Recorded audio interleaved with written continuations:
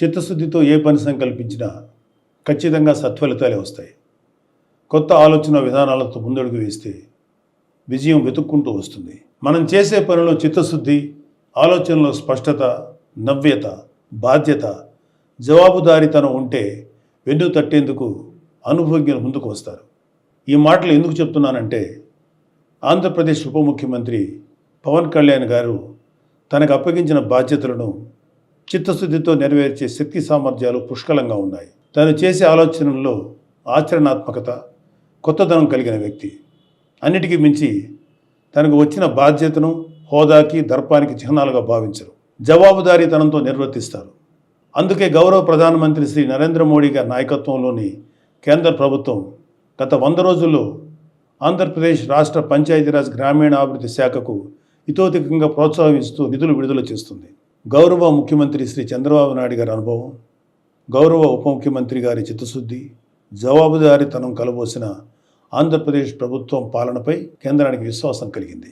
ఈ రాష్ట్ర అధికార పీఠం నుంచి ప్రజలచే నెట్టివేయబడిన జగన్ రెడ్డి అధికారంలో ఉన్నప్పుడు కేంద్రం ఇచ్చిన వేల కోట్ల నిధులు మాయం చేశారు. ఆ నిధులు ఏం చేశారో తాడేపల్లి ప్యాలెస్ టు బెంగళూరు బంగ్లాకు టూర్స్ వేస్తున్న వ్యక్తికే తెలియాలి. అందుకే గత ఆర్థిక సంవత్సరంలో కేంద్రం ఆంధ్రప్రదేశ్ పంచాయతీరాజ్ శాఖకి తగినన్ని నిధులు 15వ ఆర్థిక సంఘం నిధులు ఇవ్వలేదు. పాలకులు మారారు. శ్రీ పవన్ కళ్యాణ్ గారు పంచాయతీరాజ్ గ్రామీణాభివృద్ధి శాఖల బాధ్యతలు చేపట్టారు. ప్రతి విభాగంపై అవగాహన పెంచుకున్నారు. నిధులు తీసుకురావటమే కాదు, ఏ విధంగా ఎంత జవాబుదారీతనంతో ఎంత ప్రజా ప్రయోజనకరంగా ఖర్చు చేస్తామో చెప్పాలని సంకల్పించుకున్నారు. అందుకు అనుగుణంగా తన శాఖలోని అధికారులను, ఉద్యోగులను సన్నద్ధం చేసుకున్నారు. కాబట్టి ఉపాధి హామీ పథకానికి ఈ ఆర్థిక సంవత్సరంలో 4,500 కోట్ల నిధులు మంజూరు చేసింది. ఉపాధి హామీ పని దినాలు పెంచింది. ఈ నిధులతో 66,20,000 మందికి ఉపాధి లభిస్తుంది. ఈ పనుల వల్ల 42 లక్షల పేద కుటుంబాలకు పని లభిస్తుంది. 4,500 కోట్ల విలువైన ప్రజల అవసరాలు తీర్చగలిగే పనులు చేసుకోగలం.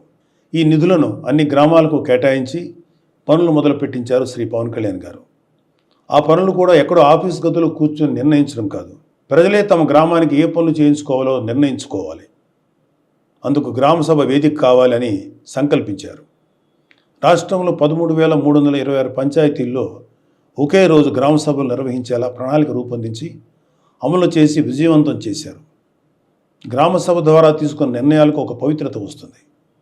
ఆ నిర్ణయానికి తిరుగుండదు. అదేవిధంగా గ్రామసభ తీర్మానంలో లేని పనులేవీ చేయలేరు. స్థానిక ప్రభుత్వమైన పంచాయతీలకు మహర్దశ తీసుకొచ్చేలాగా గ్రామ సభలు నిర్వహించారు. ముఖ్యమంత్రి గారు, మంత్రులు, ఎమ్మెల్యేలు, ఎమ్మెల్సీలు, ఎంపీలు, కలెక్టర్ నుంచి ఎంపీడీఓల వరకు అందరూ గ్రామ సభలో కూర్చొని ప్రజల నిర్ణయాలు నమోదు చేసుకున్నారు. యావత్ దేశం ఈ గ్రామ సభలను పరిశీలించి ఒక మోడల్గా తీసుకుంది. కేంద్ర పంచాయతీరాజ్ గ్రామీణాభివృద్ధి శాఖ ఆ రోజునే సానుకూలంగా స్పందించింది. ఈ స్ఫూర్తితో అక్టోబర్ 2వ తేదీన దేశమంతా గ్రామ సభలు చేపట్టాలనే ఆలోచనలో కేంద్ర ప్రభుత్వం ఉంది. ఆంధ్రప్రదేశ్లో నిర్వహించిన గ్రామ సభలు ప్రపంచ రికార్డు సృష్టించాయి. రికార్డు పత్రాన్ని వరల్డ్ రికార్డ్స్ యూనియన్ ప్రతినిధి నుంచి ఇటీవలే శ్రీ పవన్ కళ్యాణ్ గారు స్వీకరించారు. ఉపాధి హామీ నిధులే కాదు, 15వ ఆర్థిక సంఘం నుంచి కూడా నిధులు సాధించారు. వెళ్ళిపోయిన వైసీపీ వాళ్ళ మీద నమ్మకం లేక కేంద్రం నిధులు ఇవ్వలేదు. పవన్ కళ్యాణ్ గారు కేంద్రంతో మాట్లాడి 1987 కోట్ల రూపాయల నిధులని కొద్ది రోజుల కిందటే మంజూరు చేయించారు.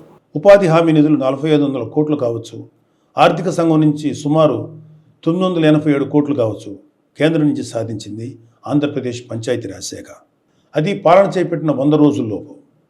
100 రోజుల్లోపు నిధులు సాధించడమే కాదు, వాటి వినియోగానికి ప్రణాళికలు రూపొందించి అమలు చేయడం విశేషం. అది ఒక నాయకుడు చిత్తశుద్ధి, జవాబుదారీతనం తాలూకు ఫలితం. ఖచ్చితంగా ఆంధ్రప్రదేశ్లోని పల్లె పల్లెలకు మంచి రోజులు వచ్చాయి. స్వర్ణ పంచాయతీలు అనే కూటమి ప్రభుత్వం లక్ష్యం ఖచ్చితంగా సాధిస్తాం. నమస్తే.